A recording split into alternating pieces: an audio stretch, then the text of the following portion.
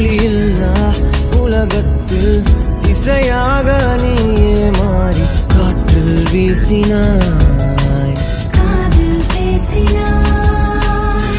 மொழியில்லா மௌனத்தில் விழியாலே வார்த்தை கோர்த்து கண்ணால் பேசினாய், கண்ணால் பேசினாய்.